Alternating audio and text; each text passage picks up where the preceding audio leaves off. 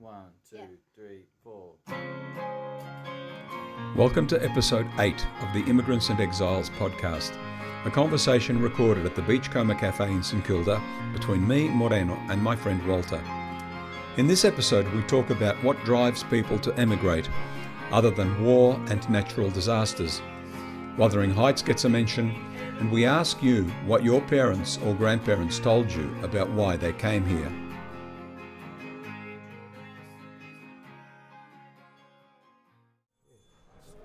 Okay, this idea of dissatisfaction and dreams. I think I've mentioned to you about my dad and this idea that after a visit to a large farming estate near Arezzo, a place called Castelfiorentino, he got this idea in his head. And this is pure speculation on my part, but it makes sense from what I know of my dad's life, from our conversations. It makes sense to me that this is certainly a possibility. Might have become a subconscious driver for him at some point. So what I deal with this in my book, but I'm going to read a piece now about a visit by my dad and his friend Roberto to a cooperatives conference in Rome in 1948. Whoa. He and Roberto was a member of the cooperatives movement, and he was a student of agricultural science, and he later became a teacher. And they went to the conference together. They had discounts on hotels and restaurants and so on. And they went down, and they're coming back up. And this is how my dad got this idea that maybe one day he could be the owner of a large agricultural estate. Oh, I hope you're going to read this. I'm going to read it. It's really good. Okay, I'm going to read this, Walter. It's beautiful. I'm going to read this. You will hear my translation read by me over the voice of my father in the original recording from more than 20 years ago. Towards the end, he refers to his father Vitale and his older brother Succhio, known as Sacca.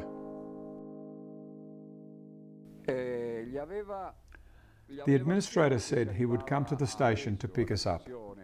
He was waiting for us in a magnificent carriage hitched to a beautiful horse. It was just wonderful. We travelled a few kilometres and then entered a grand avenue onto this enormous property.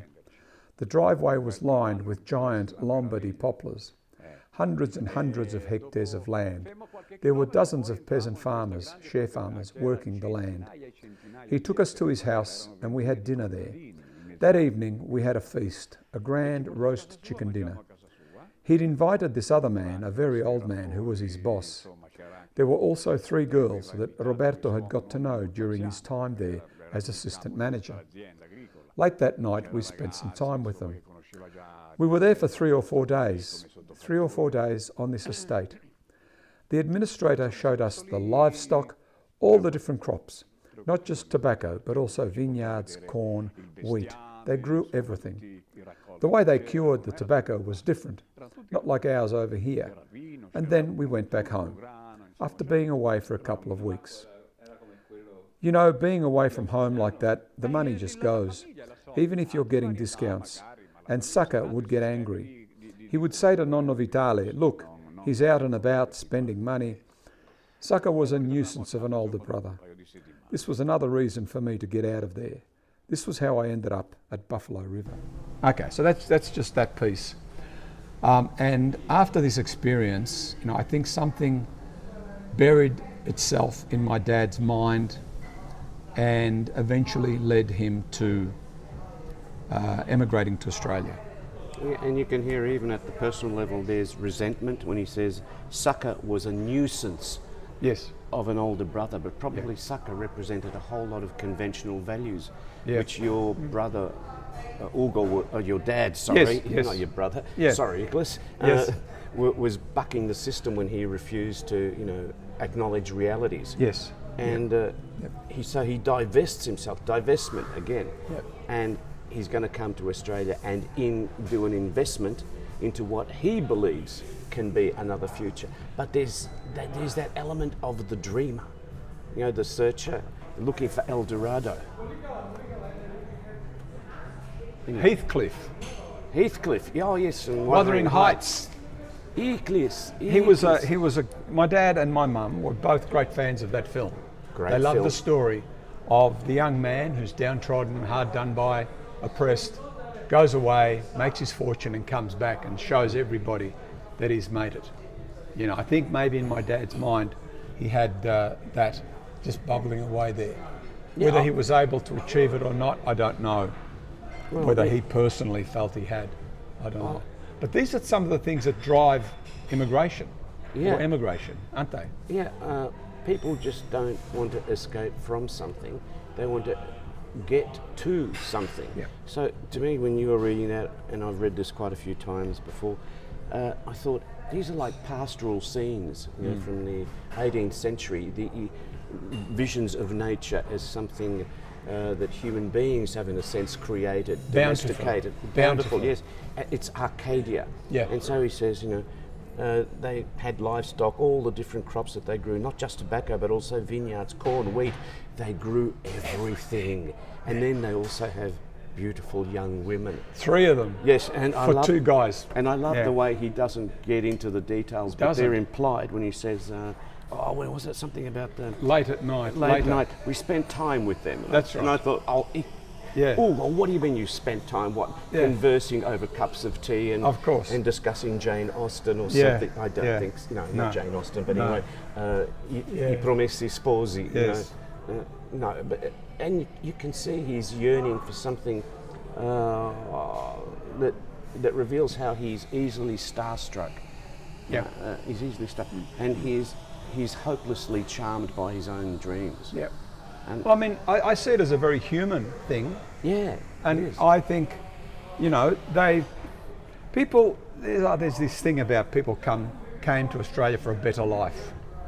Sure, but everybody had these kinds of aspirations or some version of them, and the tragedy I find is I've met so many people, especially after my first book was published, who came to me at writers' festivals and wrote to me and said, you know, you talk about your family, your parents, in a way that I have never thought of my parents.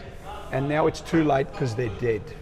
I can't ask them. I can't find out who they were, what they wanted, why they came here. I never sat and listened to them.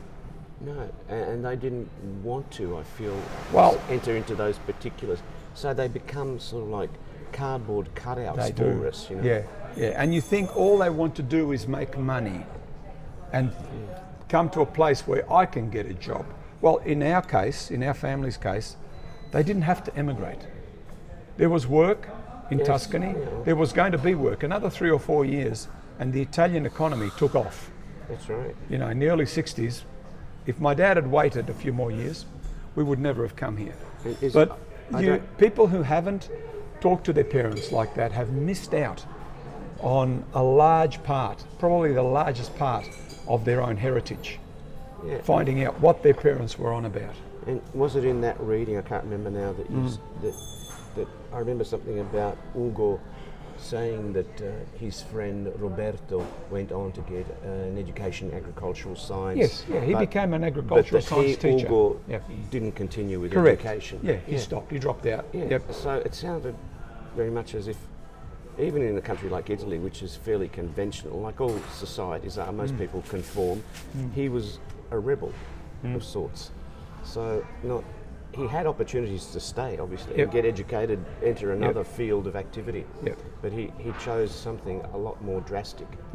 Maybe easier too in some ways, you know. Travel, leave, and then you make your own destiny, and you put up with your own self-criticisms, but not the most caustic criticisms, which are those that come from others. Yes. Yep. So anyway, that's this is a large part of what I think my dad was about, Walter.